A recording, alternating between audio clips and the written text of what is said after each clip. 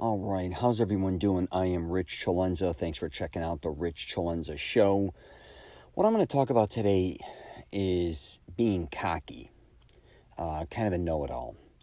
And because I teach people how to master their self-confidence, I think sometimes they think that being cocky to a certain degree is the answer a lot of times. And I'm here to tell you, I don't think it is. There's a very fine line, I get to a certain degree, between kind of maybe being confident and maybe a form of cockiness, I guess you could say. Because sometimes people that are cocky or know-it-alls or whatever, they want to believe in themselves. And I get that 100%. And they want to become very confident, obviously, on what they're doing. And then maybe them being cocky is what helps them get to where they need to be, right? And also, when I say cocky, I don't mean kind of the funny guy or the comedian. We get it, like that type of cocky behavior is a little different.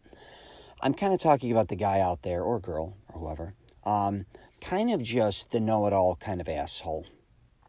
And no matter what you say, they either know what you're talking about or pretend they do, or they know more than you do, or just don't know when to shut up and listen to a certain degree. And I think I kind of went through that myself, I think, throughout my life, being maybe cocky when I shouldn't have. And it may have gotten me through certain situations, but as much as it helped, I think it hurt. But as I got older, I really was put in my place. In my late 20s, I had a daughter that had a liver transplant. And as confident as I was regarding everything kind of going my way in my life, kind of being, I guess you could say, cocky regarding many things, I started to have to talk to a lot of different doctors, obviously, because we didn't even know at this point in time if she needed a liver transplant, but she ended up having to have one. So now I'm dealing with teams of doctors, not only in the state of Florida where I live, but also in Chicago at Children's Memorial, which is an incredible hospital, with some of the top doctors, not only in the country, but in the world. So, in their field. And I remember going to a room with some doctors, and they're all talking, if this happens, and this is going to happen, and she's here and there, and we're going through it. And I finally had to just say, listen, guys, you're way over my head regarding a lot of medical terms, you're talking about just in general. I literally said, you guys are amazing at what you're doing, at what you do. And I don't know what the hell you're talking about a lot of times when you start talking about all these different medical terms, what she may or may not have, what the future involves as far as medically, the type of surgery possibly that she would be having. I mean, of course I had some type of gist of what was going on. But when you start dealing with a very high level of intelligent people and they start talking about these type of situations, for me, I was just kind of baffled. I was so lost. And actually, they were very sympathetic. And I think too, and this is what I went through. A lot of times when you are around somebody who's very intelligent, like a doctor at that level, I'm not saying they're out to impress me, but I think they do use a lot of terminology, big words, jargon, to kind of prove, their intelligence and show that they know what they're talking about. And maybe they sometimes go too far. Maybe you've dealt with that, maybe with a lawyer, hypothetically, or you maybe dealt with that in any situation in your life when you're kind of around somebody and they're starting to, show themselves. I don't want to say show themselves off, and I don't even mean that in a bad way. I mean just, they kind of know that you may or may not be completely understand what they're talking about. It could be even when you go to sign a contract with a mortgage broker, hypothetically, or whatever. Sometimes they start using terminologies that may be over your head.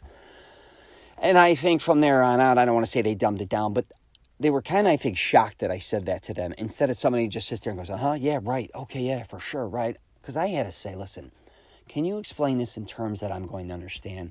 And can we try to take the steps that what's going to work out best for me? After a very long meeting, I finally had to say, listen, guys, it doesn't sound, because I was in Florida at the time, like this hospital, I'm not going to say that, or this team can get us to the next level because we've had too many complications for too long. I need to know where's the best doctor, I don't even care if it's in the country, in the world. I want to know where my daughter's going to get the best care. That's what I need to know, in your opinion, because it doesn't sound like it's here. That's nothing against you guys. And they finally said, yes, Boston has the number one team and Chicago has the number one doctor regarding this in the world, supposedly regarding what my daughter had. And I said, well, that's where then that's where we're going to probably start heading. So we were going to go to Boston. And then before you know, we went and met the team in Chicago. We ended up going to Chicago. That's where I'm from, my family. And it worked out unbelievably. But I think to a certain degree, if I didn't have that meeting and just say what I said, because I think if I would have stayed there, put that aside. Now, I do see, and I'm just going to go through this, I wasn't being cocky asking the doctor that, and I definitely had the confidence to ask him that. But at the same time, I was kind of humbled as well. And I also learned this later when I was making my films. I was making my first film, Sore Losers. Was that my... Or no, actually I was done with I was kind of bouncing between... First, my buddies were in law school, and some were working for one of the top law firms. In Chicago, I was making my film, Sore Losers. So I started to kind of hang around with some lawyers downtown.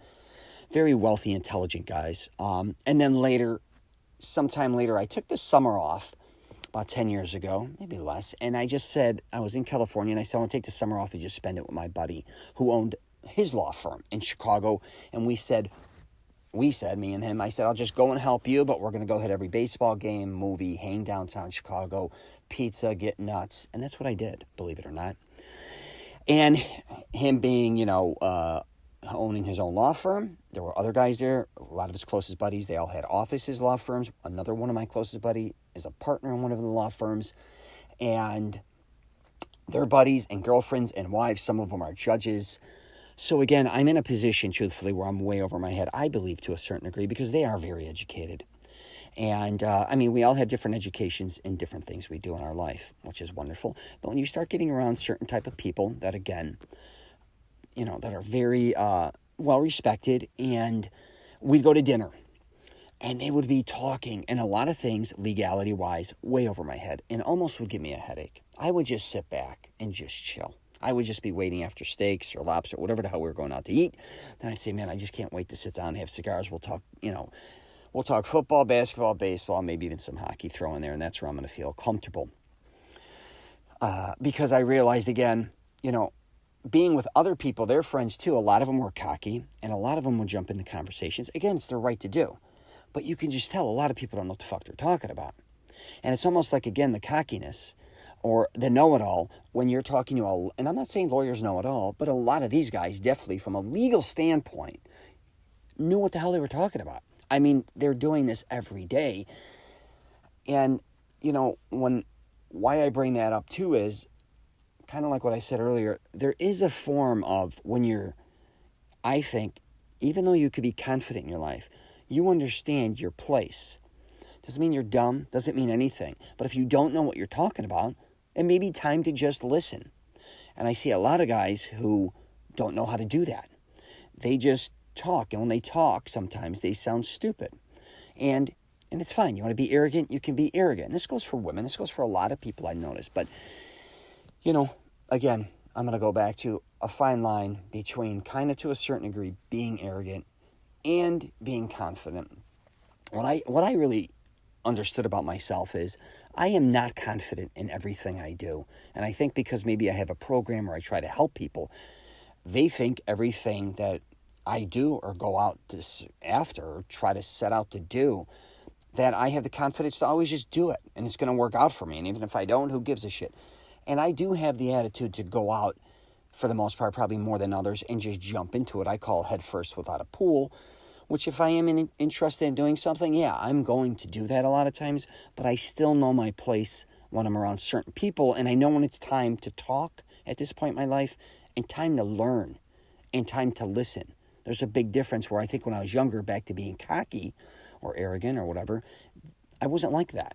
I was kind of a person that just wanted kind of all the pieces of the puzzle to fit in for me when I was missing a lot of pieces, that I could assure you. So I just want to do a podcast on this. And if you are having problems, regarding confidence or anything, you could go to my website, Mastering Self-Confidence, or just go richcelenza.com and reach out to me. I love helping people regardless what it ends up being. But I will wrap it up with this one last story. I remember where I was filming something once for myself, and it wasn't kind of going the way I wanted. I don't have the best memorization skills. And it was for confidence and all this. And I'm like, oh yeah, then, and they're like, Rich, man, you're supposed to be confident when doing this, whatever I was doing regarding this material. You're the guy who teaches confidence. And I'm like, yeah, but just because I teach confidence doesn't mean I'm confident in everything I'm doing, right? If I do certain things that I know 100%, or I want to go after certain things that I know and all those type of things, yes. But when I am doing things, I have to take an honest approach and say, you know what, I'm not as confident in this situation. And I have enough confidence to, though, tell people, hey, I'm not confident yet, or I don't feel right about this, or it's not going correctly. That doesn't mean you're dumb. That doesn't mean you're not confident, okay? Yeah, sure, I'm a little shaky, and I'm going to get through it because I have that attitude. But I do have those times where I'm like, if you went and took me somewhere and I don't know what I'm doing and you're teaching me something, I mean, again, I'd have the confidence to go, try it out or want to learn it. That, again, doesn't mean I'm going to walk in there and really know what the hell everybody's doing or what they're talking about. And you have to be confident enough with yourself to admit those type of things. So I'm going to wrap it up there. Hopefully you got something out of this. Yeah, you can check me out on richcelenza.com. I also have a YouTube channel. Same thing, my name, Rich Celenza. I'm on LinkedIn, Twitter, Facebook, and Instagram. And yeah, that's all I got for you. Take care, and I wish you nothing but the best.